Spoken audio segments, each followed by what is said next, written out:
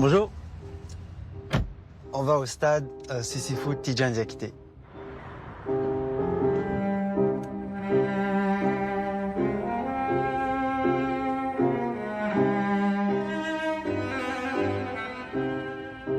Alors cette montagne, c'est une montagne de difficulté finalement. Tout au début, j'étais voyant, donc j'ai perdu la vue à l'âge de 18 ans.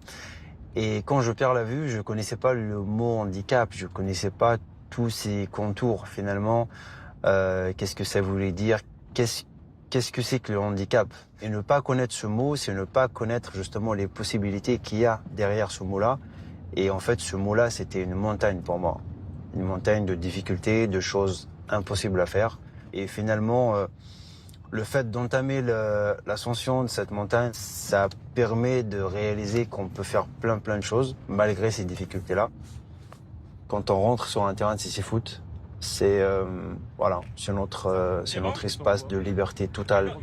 C'est un lieu où je retrouve mes potes finalement avec qui je joue. Je retrouve des coéquipiers de l'équipe de France avec lesquels j'évolue en équipe de France. Je retrouve un cercle de performance parce qu'on se fixe des objectifs au niveau compétition. Puis je retrouve aussi cette liberté qu'on a un peu moins à l'extérieur parce qu'il faut faire attention partout, tout le temps, de faire les choses sans canne, sans chien guide, sans être accompagné, sans être guidé finalement à la main. Mais c'est aussi un lieu où on s'épanouit, donc on respecte l'autre, on se respecte et c'est tout ça fait partie de ma vie, je pense. Ouais. Aujourd'hui, j'ai plein de lumière, j'ai plein d'étoiles qui me guident, plein de lumière qui m'accompagnent tout au long de ma vie. C'est le cercle familial, social dans lequel je vis. Tout ce monde qui compose ces deux cercles sont pour moi des petites lumières. Merci beaucoup. Merci pour tout. Au revoir et bon dimanche.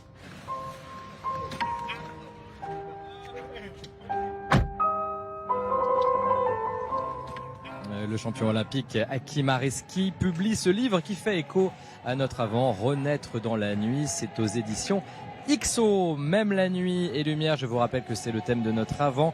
Cette année, dimanche prochain, retour en métropole pour vivre le deuxième dimanche de l'Avent à Lille avec deux Lillois engagés sur un chemin de fraternité, Gabriel et Julien.